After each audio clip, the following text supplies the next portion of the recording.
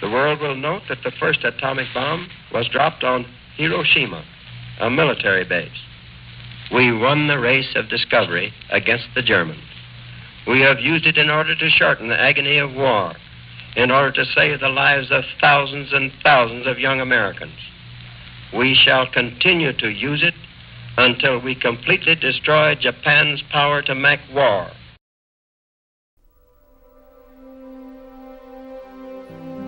On August 6, 1945, the United States dropped the first atomic bomb on Hiroshima, ending World War II.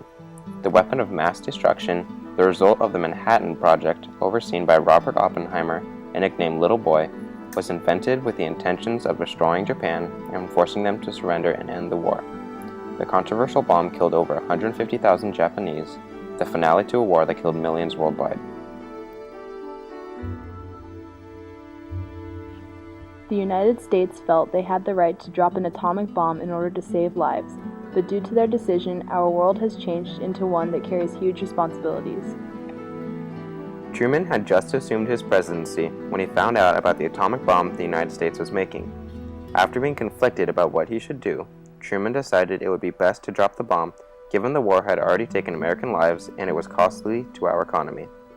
According to Truman, all other options would cost more lives and more money. Prolonged war would benefit no one. At that time, they put in billions of dollars into making this atom bomb. They have spent so much money on the bomb that they want to use it. I don't know why they used it twice, but they used it twice. Japan had been fighting successfully, which created added pressure on Truman. He believed the bomb would kill less people in the long run than continuing the war and allowing Japan to kill more American people. Truman requested an unconditional surrender from the Japanese or total destruction. When Japan offered to surrender but not unconditionally, Truman took it as his cue to act. We received the message from Japan. I was hearing the transmission that they were going, and then they said they would like to surrender. They would like to surrender. That was before. Of course, this wasn't from the government. This is from the people. That was announcer that announced that when will we be having peace? Because that's what they wanted before they dropped the bomb. But they dropped the bomb anyway.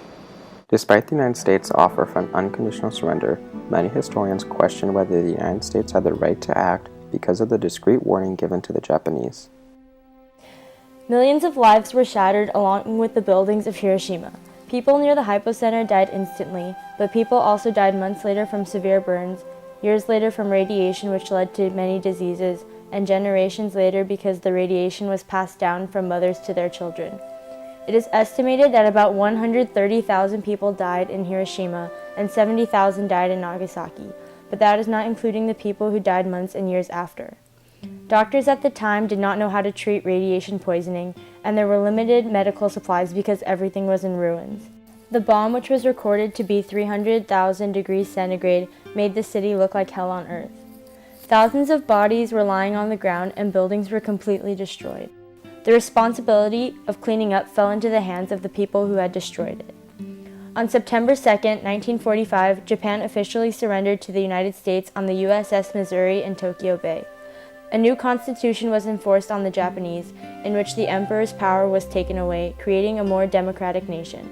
The constitution also declared that Japan could not declare war or maintain an army, leaving the United States responsible for their protection, military reinforcement, and reconstruction plan. Japan had lost all of the land they had gained, lost thousands of civilians, lost their government, and their economy was ruined. It was a horrible thing. I seen the people and I know what it's like. At first, Americans were happy to learn that their bomb ended the war. The fact that their country would be leading the world into the nuclear age made them proud.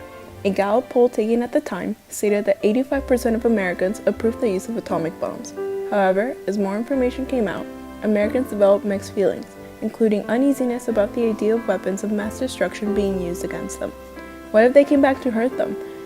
People believe that we contributed to the Geneva Convention, but we went against what we promised by killing innocent civilians. Americans began to question whether we had the right to go against this treaty, considering other countries could do the same to us. Some were hopeful and believed that the bombs could prevent war and promote peace. Others began to ask if there could have been another way to end the war. Did America have to be the one to drop the bomb? The government marked all information of the bombing as classified and prevented the American public from finding out too many gory details about the bombing. The media aided the government's mission for secrecy by publicly commending the bombing. Another controversy pertaining to the secrecy of American government was whether or not they had the right to keep information away from their citizens. Americans felt that they had the right to know what was going on and what their country was doing. Britain and Canada both completely approved of America's atomic bomb and furthermore aided the United States in building the weapon. Canada helped the creation of the bomb progress in that they used Montreal as a site for building the bomb and used Quebec as a host for the Quebec Agreement. This was a pact made between the United States, Britain, and Canada to coordinate their development of atomic weapons. In a sense, France, Britain, Canada, and the United States went behind the back of the Soviet Union in the agreements made, such as the one in Quebec, and their coordination of bomb production. Although the Soviet Union was an allied power, it was extremely against the bombing of Japan. Stalin saw the bombing as unnecessary, sly, and intended to intimidate the Soviet Union. Stalin later felt the need to be strong and show he wasn't intimidated. He began to distrust the United States, and the tension between two countries later led to the Cold War. I thought that they want to tell the world, hey, we got the bomb, don't fool with us. See, that's the message I think they're trying to put across to the world. But they don't say that. It was seen very much as directed against the Soviet Union, and directed against the Soviet Union not only in order to deprive the Soviet Union of gains in the Far East, but generally to intimidate the Soviet Union. The atomic bomb became a symbol of power. Because the United States was the first to perfect and use the bomb, they began to be highly regarded in the eyes of other countries, whether their opinions of the United States were bad or good. The implementation that the United States could police the world stirred up mixed emotions from other countries. How countries felt toward the United States' actions influenced the political actions that took place in the future, including treaties made in international relations. Well, I want them to know about Hiroshima and Nagasaki. That was the first primal atomic nuclear weapons. And then 9 years later, 1954, the megaton bomb was released. And here In was Marshall Islands. in the Marshall Islands. And here was an area of several thousand square miles, about 120 miles from the point of the explosion, and about 40 miles wide, was contaminated with radioactive substance, and that all the people in that area would be endangered. And this is the kind of future we face if we have an atomic war. People should have these very definite images in mind, and it should be very part of everyone's body of information that we have. People look at the internet and get massive amount of information. This should be at the top of the list. It's not difficult to obtain and to understand. The responsibility is even greater now. Countries have bombs that will wipe out a 10-mile radius compared to the half-mile radius of the primitive bombs used in Hiroshima and Nagasaki.